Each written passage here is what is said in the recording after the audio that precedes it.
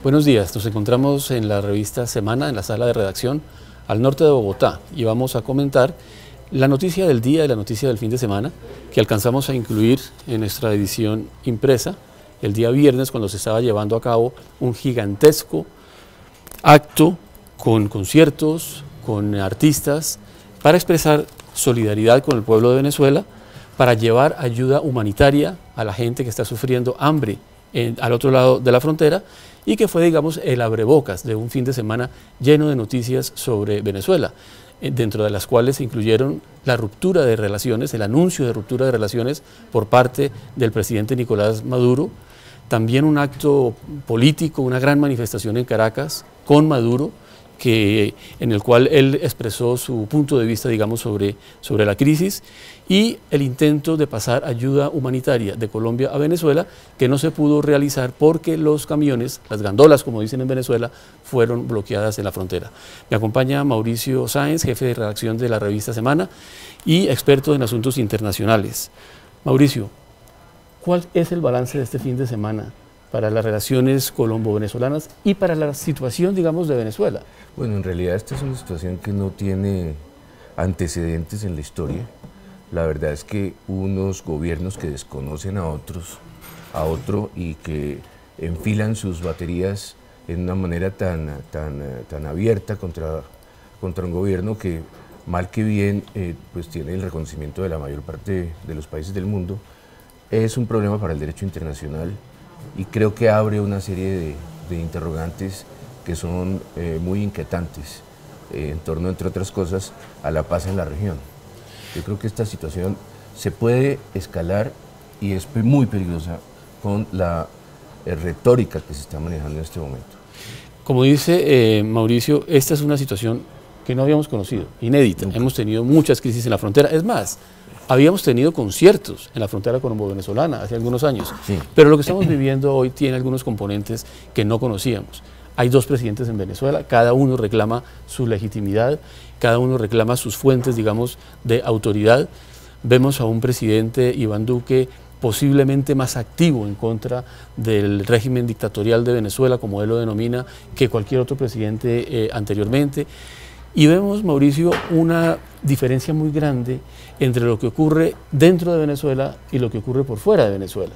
Eso ya lo hemos señalado aquí en la revista Semana y en otros análisis, pero tal vez el sábado pasado, cuando veíamos a los presidentes de Colombia, de Chile, de Paraguay, al secretario general de la OEA a este lado de la frontera, mientras que en Venezuela Nicolás Maduro tenía una gigantesca manifestación en las calles de Caracas, pues nos permitió ver de una manera más gráfica la diferencia que hay entre cómo se entiende la crisis dentro de Venezuela y cómo la entendemos por fuera de Venezuela. ¿Cómo se puede llegar, Mauricio, a unificar, digamos, esas dos visiones? Porque es muy difícil convivir con dos miradas tan distintas. Yo creo que en este caso hay un ingrediente que desnaturaliza de alguna manera la posición de América Latina, que es el ingrediente de Estados Unidos. Yo creo que la presencia de Estados Unidos en la coalición anti-Maduro es una presencia, digamos, contraproducente, porque América Latina tiene una larguísima tradición de rechazo a la intervención de Estados Unidos en América Latina. Pues la verdad es que nadie puede defender seriamente el régimen de Maduro.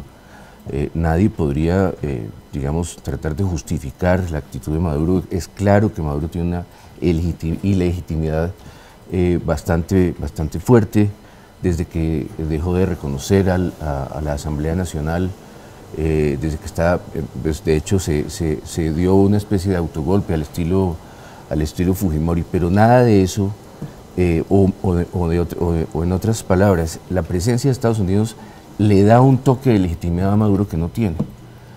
El otro día leía yo que Estados Unidos ha intervenido en 46 ocasiones en cambios de gobiernos en América Latina. Entonces yo creo que no hay ningún factor que galvanice más una opinión pública que pueda tener dudas que la intervención de Estados Unidos. Y tenemos en Estados Unidos además a unos personajes muy peligrosos como son el famoso señor Elliot Abrams y el señor John Bolton, que son operativos en la invasión a Irak, que fue uno de los grandes desastres del comienzo del siglo, y que están hoy en día otra vez en posiciones muy cercanas al presidente Trump y pueden ser capaces de desencadenar una situación que no quisiéramos. Y me parece que se está manejando una retórica en donde no se le están dejando salidas a Maduro. Entonces también cuando una situación se pone de ese nivel de sin salida, pues es cuando de pronto pueden suceder las consecuencias menos deseables. Otra persona vinculada a este equipo estadounidense, Mauricio, es Marco Rubio, senador republicano de la Florida, un hombre, digamos, considerado o claramente de la derecha del Partido Republicano. En este momento en Estados Unidos hay un gobierno un poco caótico, hay muchos cargos importantes que el presidente Trump no ha nombrado, entre ellos el subsecretario para América Latina, y entonces Marco Rubio casi que hace las veces de subsecretario para el continente y tiene una posición muy de derecha, muy conservadora, y además muy activa en lo que se refiere a esta crisis de Venezuela. Sí, y por supuesto es del estado de la Florida, que es un estado absolutamente crítico en materia electoral, y ya estamos de nuevo prácticamente en temporada electoral en Estados Unidos, y los antecedentes nos han dicho hasta qué punto razones de carácter doméstico pueden influir en tomas de decisiones, sobre todo en una presidencia tan inorgánica como la que tenemos con Trump, que es claramente incoherente en muchos de los aspectos. Por ejemplo, estamos hablando en estos días de una nueva reunión de Donald Trump con Kim Jong-un, el dictador. Eso que sí que es un gran dictador en Corea del Norte. O sea que él aplican unos criterios que no son coherentes y lo hace a uno pensar con mayor preocupación sobre el tipo de decisiones que pueda tomar un gobierno de esa naturaleza. Que puede ser muy errático, pero que además posiblemente está más motivado en razones de tipo de política interna, con las elecciones que están próximas, porque es curioso, Mauricio, que Donald Trump representa, digamos, un sector del Partido Republicano que es aislacionista, que no le gusta intervenir mucho en asuntos externos. Él ha planteado el retiro de tropas de Estados Unidos de varios lugares del mundo y sin embargo en Venezuela se está jugando más y se está metiendo más de lo que lo está haciendo en otros lugares del mundo. Es que podría ser como ese criterio antiguo del patio trasero, que digamos que existe como la sensación, podría existir la sensación en Washington, de que esta sería como una guerrita fácil con Venezuela, un éxito exterior fácil, un éxito clamoroso, porque obviamente sería contra un personaje odiable como Maduro, y de pronto entonces este señor se anota un punto muy importante, o cree que se anota un punto muy importante en la percepción de que son guerritas fáciles. Guerras fáciles sabemos perfectamente que no existen. Venezuela es un país, Venezuela no es Panamá, ni es Grenada. Entonces ahí es donde realmente yo creo que hace falta también de parte de los gobiernos, y en particular del gobierno colombiano, una actitud muy asertiva y muy clara, en el sentido de que cualquier solución que no sea política está completamente por fuera de la agenda. Sobre ese punto de la guerrita fácil, parecería ser que varios presidentes de la región, entre ellos el presidente de Colombia, Iván Duque, consideran que puede haber un resultado rápido, entendido como la salida del poder de Nicolás Maduro. Primero, le pregunto si es tan viable en un plazo corto un cambio de presidente en Venezuela, y segundo, si es conveniente para un país como Colombia jugarse a esa hipótesis.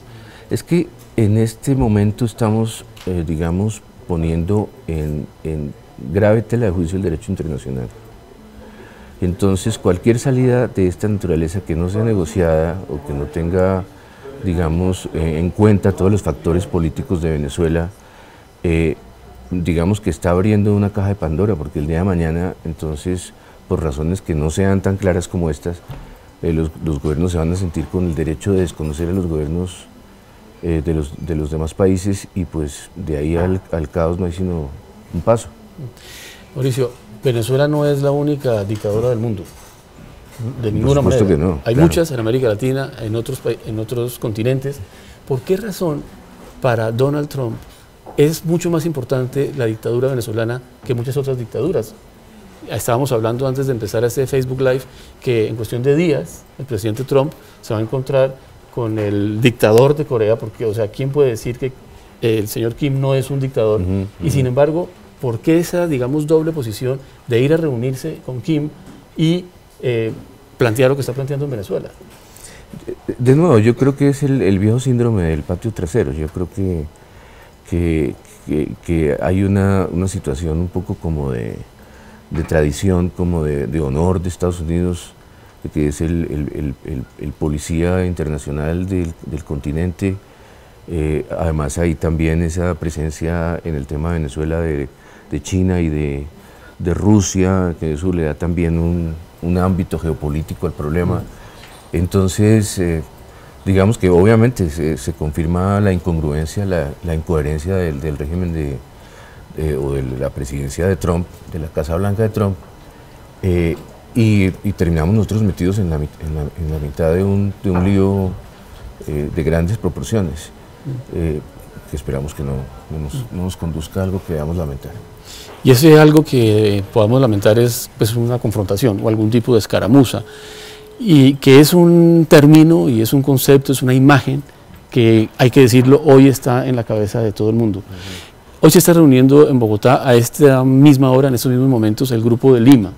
Este grupo surgió del seno de la OEA, era el grupo de países que buscaba una salida pacífica, pero que ante su fracaso en la OEA, al no haber logrado tener una mayoría en la OEA, decidió conformarse como un grupo, digamos, de presión política, algo con alguna semejanza a lo que en su momento fue el Grupo de Contador, aunque eso eran inicialmente solo 4 países, mientras que el Grupo de Lima tiene creo que 17 o algo así. Pero digamos, ¿qué puede lograr hoy el Grupo de Lima reunido en Bogotá en estos momentos tan críticos para la política hemisférica y para las relaciones entre Colombia y Venezuela? Pues lamentablemente pienso que muy poco, porque el tiempo corre a favor de Maduro.